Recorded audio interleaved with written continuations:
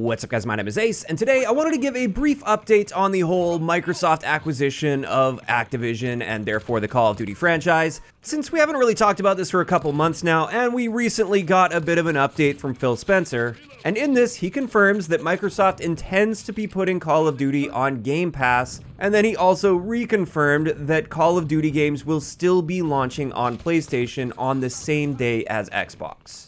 Now, of course, it is worth noting he's just stating what the intentions are. It doesn't necessarily mean this is exactly how it's going to play out. But this is essentially exactly what I expected would happen with the Call of Duty franchise going forward, assuming this deal goes through. Because many people were worried that they would make Call of Duty completely exclusive to Xbox and PC, so you can only play Call of Duty there and PlayStation no longer gains access to it. And I don't think that would be in their best interest by any means, simply because the Call of Duty franchise brings in so much revenue annually just on the PlayStation side of things, so they wouldn't want to cut out that market entirely, because it's straight up just a money printing machine for them at this point, so why cut that off? But instead, it looks like what they're trying to do is make Xbox or Game Pass the best place to play Call of Duty. And that makes the most sense to me. It looks like the way this is going to be working is PlayStation users will still be able to buy Call of Duty just like they always have been. You're going to have that roughly $70 price tag attached to the game. And Xbox and PC players would also have the ability to still do that just like we've always been able to do. If you want to buy the game right up front, you can do that.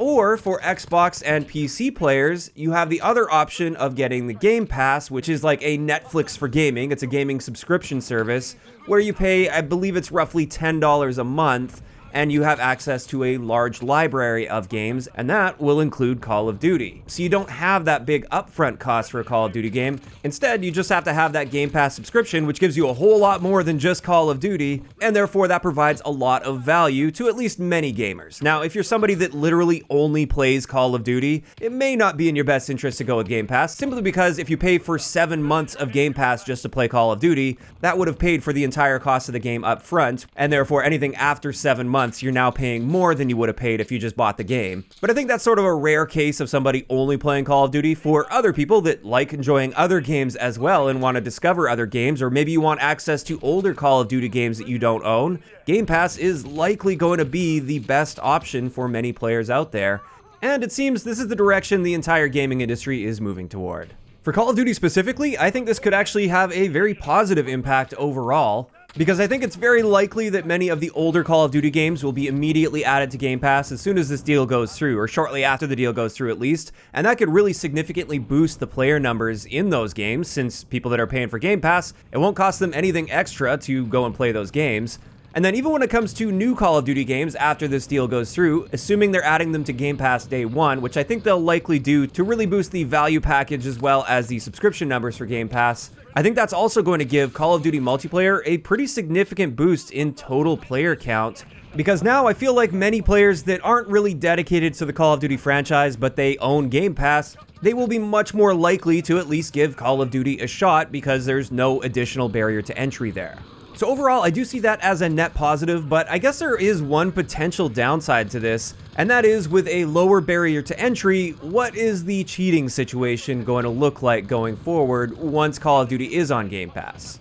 Because the way it is now, with Warzone, obviously cheating gets out of control really easily because it's a free-to-play game, so if you get caught cheating and banned, then you just make a new account and you're back to cheating again, unless you get hardware banned, but I think there's ways around that. Whereas on the multiplayer side of Call of Duty, you don't tend to see nearly as many people using cheats, simply because if you get permanently banned from that, you're gonna have to buy the entire game again just to get back into the game, and that definitely helps keep the cheating numbers in check. Whereas with Game Pass, if it's only a $10 monthly subscription and you get banned with that Game Pass account, well, then you can just cancel that one, create a new Game Pass account, spend another $10, and you're back to cheating again with a much lower risk attached to that. It's only $10 if you get banned rather than 70. But like I said, I think this would be a net positive. That's just one potential downside with this that I can see. Now on this topic, I did want to address something that I've been getting asked about a bunch from people that have seen the article that discusses this.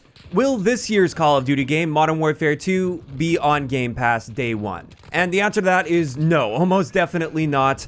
First up, the deal hasn't gone through yet. Microsoft does not own Activision at this point. They're still in the process of dealing with that. And it's highly unlikely that deal will be closing before the launch of Modern Warfare 2. And even if it did, their launch plans are already probably set in stone by now. Additionally, PlayStation still has the sort of exclusivity deal with the Call of Duty franchise, and they've said that they are going to continue to honor this contract until it expires. And I'm quite confident if they were to add the game to Game Pass, it would be breaching that contract. So no, don't expect Modern Warfare 2 to be on Game Pass day one.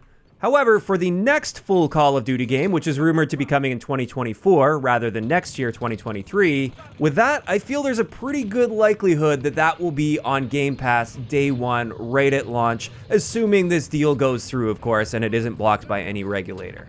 But with that, that's pretty much it for the little update regarding this acquisition and how it could affect the Call of Duty franchise going forward. Overall, I'm quite happy to see this, and I hope this is the direction things are going to be going, so PlayStation users don't get completely screwed over. They can still buy Call of Duty just like they've always been able to do. But then on the Xbox and PC side of things with Game Pass, it looks like the franchise is going to become a lot more accessible to an even wider audience, and I see that as being an overall good thing for the franchise.